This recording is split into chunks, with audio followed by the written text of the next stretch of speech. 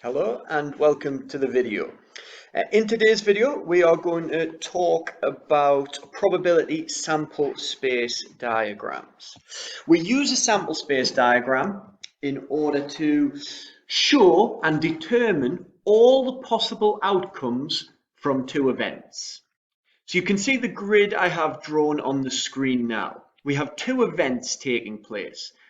I am rolling the first dice, which is the red dice here, the red dots. At the same time, I'm going to roll the blue dice, the blue dots. So these are my two events. When I roll the dice, I'm going to add the totals together. So I need a sample space diagram to work out and determine all of the possible outcomes I could have when rolling two dice and adding the totals together. I'm just going to start by filling the sample space diagram. So I've got a 1 and a 1, so my total here would be 2. Then I've got a 2 and a 1, the total here would be 3.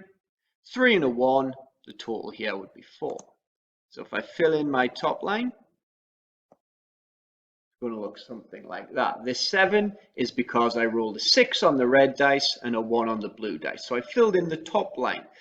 So far I have 6 possible outcomes, but that is not all of the possible outcomes. I want every single possible outcome that could happen when these two events take place. And this is what a sample space diagram is good at, because it helps us to visually see all of the outcomes, so we can visually see the probability of something occurring, of an event occurring, of the possibility of something happening. Let's go ahead and fill in more of the sample space diagram. This box here is going to end up with a 3 because it's 2 add 1, so it's going to end up with a 3 here. This box here is going to be a 7 because it's 5 on the red dice, 2 on the blue dice. Let's fill in the second row.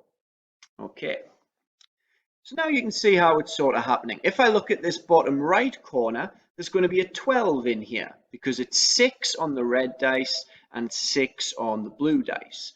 By now you've probably realized it works very much like a two-way table. Just going to fill in the rest of the sample space diagram. Okay, there we go. You will notice a little bit of a pattern. So I've got my 3s down here, then my 4s, then my 5s, and so on and so on. Sometimes that happens with sample space diagrams, but you can't get complacent and think that's going to happen in every circumstance. It depends, of course, on the question that is being asked. Okay, so now we have seen that we have 36 possible outcomes when these two events take place. I've got 36 boxes, 36 different things could occur when we roll two dice. That's all well and good, but now we need to use this sample space diagram to actually work out some probabilities. Let's have a look at a few questions. Question A. What is the probability of getting a sum of 7? So if I roll the red dice and the blue dice, what is the probability of getting a 7? Okay, let's have a look at how many 7s we have. 1, 2, 3, 4, 5, 6 7s. And that is 6 out of 36 altogether. So that's my 7s. I've got 6 7s and it's out of 36 altogether. So the probability written as a fraction of getting a sum of 7 would be 6 out of 36. There's my answer there. And you can see, as we do with fractions, I've simplified the fraction down by dividing by 6 and dividing by 6 to get a probability of 1/6. At this point, I'll just draw your attention to this notation here. Very common notation for probability. A capital P outside of a bracket stands for probability. And then in the brackets is what you're finding the probability of. So this reads as the probability of gaining a 7 What is the probability of gaining a 7? And we just worked out that it is 6 out of 36, which we could have simplified to 1/6. Let's have a look at question B. What is the probability of getting a sum that is an odd number? So this time I need to look at my 36 possible outcomes and have a look at all of the odd answers. There we go. So I've just highlighted there all of the odd answers. 1, 2, 3, 4, 5, 6, 7, 8, 9, 10, 11, 12, 13, 14, 15, 16, 17, 18 odd answers, 18 odd outcomes out of 36 possible outcomes altogether. So that's going to give me a probability of 18 out of 36, which I could again simplify down to 1/2 by dividing by 18, dividing by 18. Notation again, capital P, and in brackets, what I'm finding the probability of, which in this question is my odd outcomes. Okay, let's have a look at question C. What is the probability of getting a prime number or an even number? So that or is very important in this question. First of all, I'm going to look at my 36 possible outcomes and highlight the prime numbers. There we go.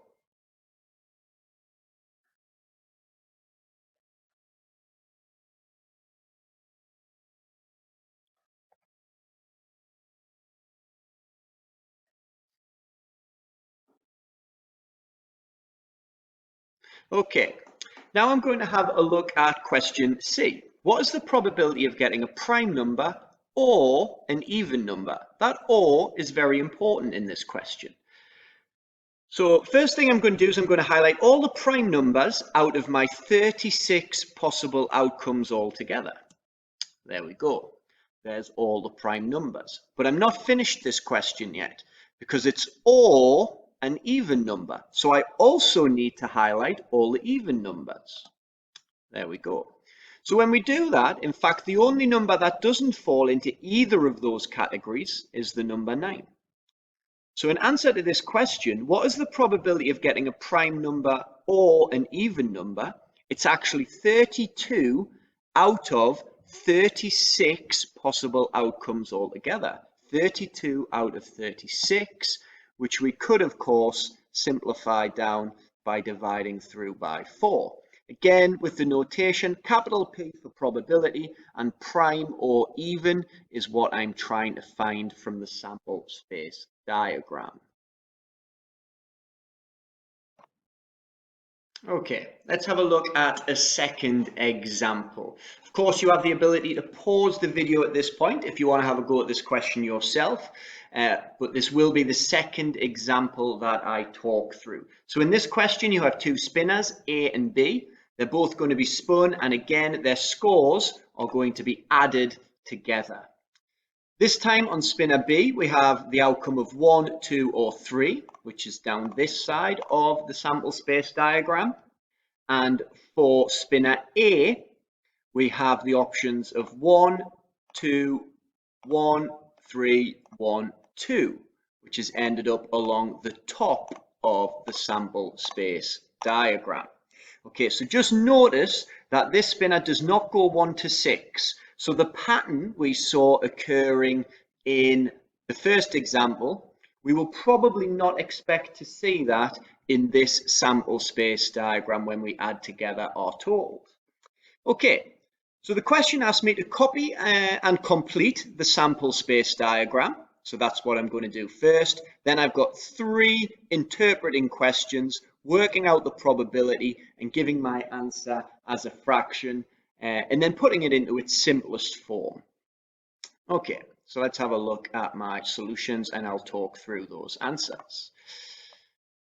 Okay, so my first bit of the question asks me to complete the sample space diagram. So I'm going to go ahead and do that. So there you go. I've completed the sample space diagram. Let's just go over a few of the values. This number 4 is because I've got a 3 and a 1, added them together. There's my number 4. This number 5 in the bottom right corner, that comes from adding the 3 and the 2 to give me this 5. But again, just notice that that pattern we saw in example 1, it's no longer there because of the erratic nature, the peculiar nature of the labels on this spinner. There's 3 1s, there's 2 2s, and there's 1 3. Just making our sample space diagram a little bit trickier. We need to go back through once or twice just to check our values. Okay, so what I've discovered so far is that there is 18 possible outcomes. You can see in my sample space diagram here, I have 18 different values, 18 possible outcomes. I'm going to use those 18 outcomes to create some fractions to answer question B, C, and D. So question B says, what is the probability of scoring a total of 2? So I'm going to look at my question and see how many 2s there is. Remember, at this point, we don't include the numbers at the side and along the top. They were just there for when we started the sample space diagram, showing us the 2 events that were taking place. So I'm looking at these 18 squares. So I've got a 2 here, a 2 here, a 2 here. So I've got 1, 2, 3 2s out of 18 altogether. So I'm going to give that answer as 3 out of 18. Both of those numbers are in the 3 times table. So I'm going to divide by 3 to give my final answer as 1/6. So there was 1, 2, 3 2s, 3 out of 18, simplified down to 1/6. Okay, question C. What is the probability of getting an even total? Okay, so I need to look in my sample space diagram and have a look at all the even numbers. Let's highlight them. We've got a 2, a 4, 4, 2, 4, 4, 6, 2, a 4, and a 4. So I've got 1, 2, 3, 4, 5, 6, 7, 8, 9, 10 even numbers out of 18 possible outcomes altogether. That's giving me 10 out of 18, which I could go ahead and divide by 2 to simplify down to 5/9. When I say dividing by 2, of course, I mean dividing the numerator and the denominator by 2 to give me a probability of 5/9. My final question asks, what is the probability of getting a total that is a multiple of 3? So first of all, we need to know what a multiple of 3 is. A multiple of 3 is any number that is in the 3 times table, any number that can be divided by 3. So I'm just going to change my highlighter color here, and then I'm going to go back up to the sample space diagram and highlight all my multiples of 3. 1, 2, 3, 4, 5, 6. So I have 6 out of 18. 6 multiples of 3 out of 18 total possible outcomes. So I'm dealing with 6 out of 18. They are both in the 6 times table. So I'm going to go ahead and divide by 6, dividing the numerator and the denominator by 6 to give me a fraction of 1/3, a probability of 1/3. Okay, so now it's your turn to have a go at a few questions. You can see the first question I've got displayed on the screen is very similar to the first example we talked through at the beginning of the video. I've done that on purpose because this is a very, very common exam question, a very common test question where you need to know the 36 possible outcomes when you're rolling 2 6-sided dice and adding their values together. So I have chosen this question on purpose just to get you very used to this type of question, as it is a very common exam question. For this first question, you can either pause the video now and have a go at the question yourself, or if you need me to talk through one more example before you have a go at some questions yourself, then keep watching the video. If you'd like to pause the video, press pause now. Okay, if you didn't pause the video, or I'm welcoming you back, I'm going to talk through my solution to this question. Okay, so the first thing I've done is I've completed the sample space diagram. You can see the two events that took place. This is the possible outcomes on dice 1. This is the possible outcomes on dice 2. We filled in the sample space diagram. This 5 we get from adding the 4 and the 1 together to get a total of 5. This 12 we get from adding this 6 to this 6. So there's my solution. My outcome in this box is going to be 12. So 2 fair 6-sided dice, and I've completed the sample space diagram. Okay, let's have a look at my answers. Okay, so I put my answers there, and I'm going to talk through how I obtained those answers. Question 1, find the probability of rolling a total of 12. So I look at my 36 possibilities and I look for the 12s. There's actually only one 12 out of my orange numbers. Remember, I don't include these numbers. They're just the original events that took place. So it's the orange numbers I'm interested in, and we've got 112, which is where 1 out of 36 outcomes altogether. That's where my fraction of 1 over 36 comes from. Question 2, find the probability of rolling a 3. Okay, I'm just going to change my highlighter here. So I'm going to look for all the 3s in my sample space diagram. There's one there and there's one there. So I've got 2 3s and I've got 36 possible outcomes altogether. 2 out of 36, which simplifies down to 1 out of 18. Question 3, find the probability of rolling a number less than 7. A number less than 7. So that means I'm interested in the number 6, the number 5, the number 4, the number 3, and the number 2. So I'm just going to see how many of those I have. So first of all, I'm going to look at the 6s. I'm also interested in the 5s. The 4s are interesting as well, and the 3s and the 2. So I've got 1, 2, 3, 4, 5, 6, 7, 8, 9, 10, 11, 12, 13, 14, 15 outcomes are less than 7. So I end up with 15 out of 36, because there's 36 outcomes altogether. 15 out of 36, both the numerator and the denominator are divisible by 3, which is where my 5 out of 12 comes from. For question 4, find the probability of rolling a number greater than 12. Well, if I look at my sample space diagram, the highest number I have is a 12. So if I want a number greater than 12, I'd be looking for a 13 or a 14 or any other number greater than 12, of which there is none of those numbers. The highest possible outcome in this sample space diagram is 6 add 6, which is 12. So my probability here would be 0 out of 36, which I could just present as 0. For number 4, it is impossible to get a number greater than 12 from this sample space diagram. Okay, here's another question for you to have a go at.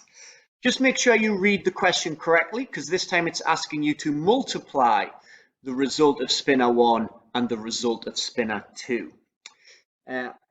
At this point, I'd like you to pause the video, copy and complete the sample space diagram, and then have a go at the 4 probability questions. When you unpause the video, I'll talk you through my finished sample space diagram and how I obtained my answers. Could you pause the video now?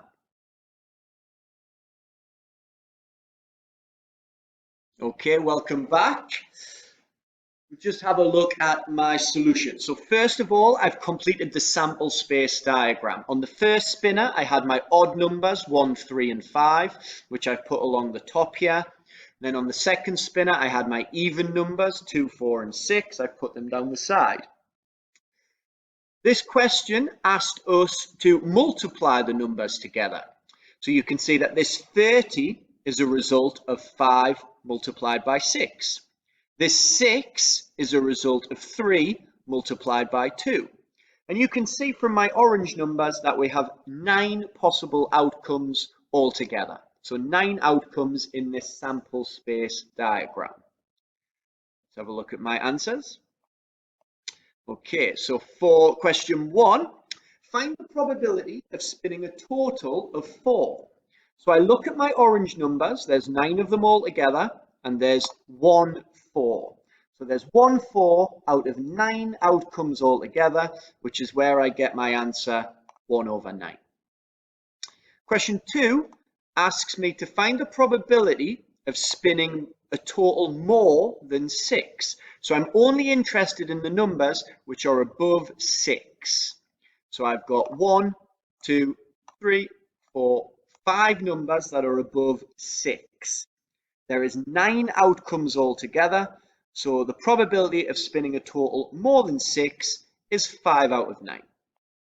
We haven't been able to simplify either of those answers. Question 3 asks us to find the probability of spinning a total less than 40. So if I look at my 9 possible outcomes, you'll see that they are all less than 40. So there's 9 possible outcomes that would be correct for question 3. If I was presenting that as a fraction, it would be 9 out of 9, which would leave me with 1 whole, which is why I've put my probability as 1. 9 out of 9 would also be correct, but we can present it as 1 whole. It's certain that we are going to spin a total less than 40. Find the probability of spinning an odd number. Okay, so if I look at my 9 possible outcomes, we'll see that none of the numbers in here are odd, which leaves me as a fraction 0 out of 9, which we can just say 0. It is impossible to obtain an odd answer from this sample space diagram. All right, so here's another question for you to have a go at. This time it's a slightly different question in terms of how you're going to create the sample space diagram. You're flipping a coin, a British pound coin, which has 2 outcomes, heads and tails. And at the same time, you're going to roll a fair 6-sided dice with the outcomes 1 to 6. Okay, I would like you to pause the video, have a go at copy and completing the sample space diagram, and then have a go at the 4 probability questions. I really want to see how you would go about approaching completing this sample space diagram, as it's different to the examples we've seen so far in the video. Could you have a go at this question now? Could you please pause the video? Okay, welcome back. We'll just talk through my completed sample space diagram. We've got 2 outcomes on the British pound coin. We have heads or tails, which I've represented with an H and a T. And we've got the outcomes 1 to 6 on the dice, which I've placed into the sample space diagram here. Because we're not dealing with numerical data, and the question's not asking us to add or multiply our values together, we're simply just filling in the sample space diagram by putting in an H and a 1. So for example, I rolled a 2 on the dice and I flipped a head on the coin. So I'm simply saying I received a head and a 2. If I rolled a 6 on the dice and flipped a tail on the coin, I'm simply saying I received a tail and a 6. So I'm just putting a letter and a number in each box of the sample space diagram. Okay, let's have a look at how we would answer these questions. What is the probability of receiving a head and a 6? So I look at my orange boxes. Which box contains a head and a 6? So if I look over here, I have an H and a 6. So I have a head and a 6. 1 box.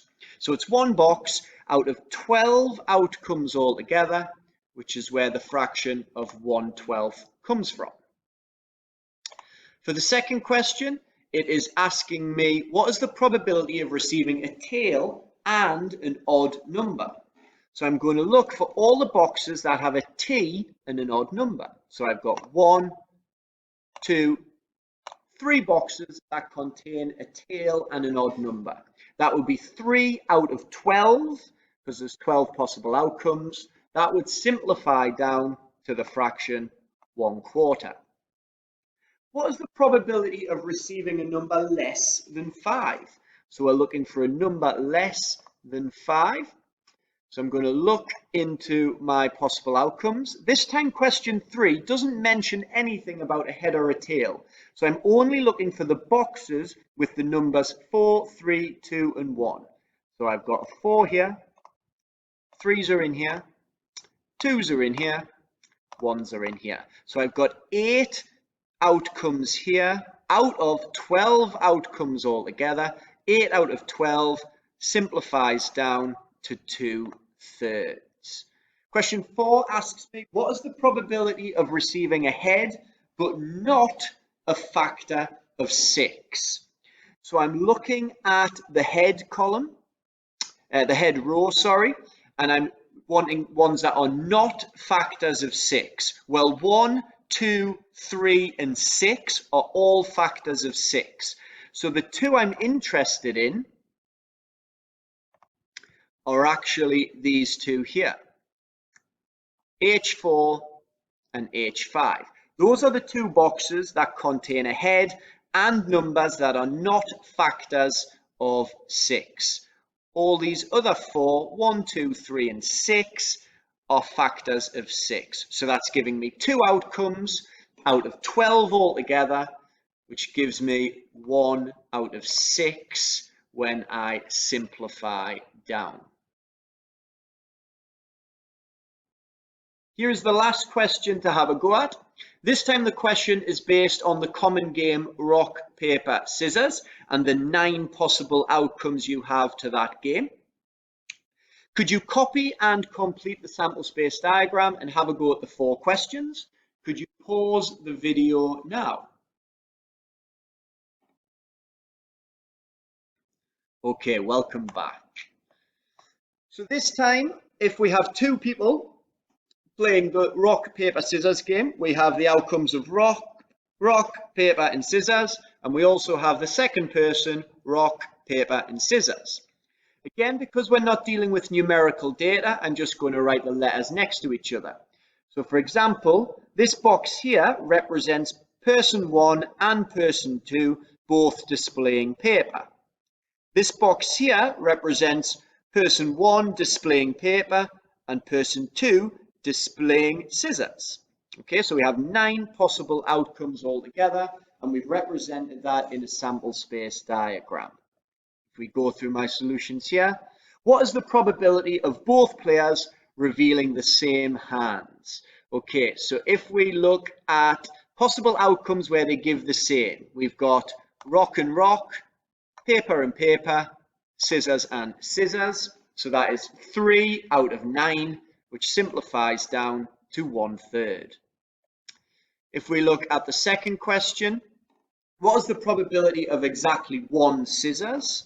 So we've got this box has an S, this box has an S, this box has an S, as does this one. This one is not included because it's 2 S's, and we want exactly 1 S. So for this question, question 2, 4 outcomes out of 9 altogether, giving me this fraction here.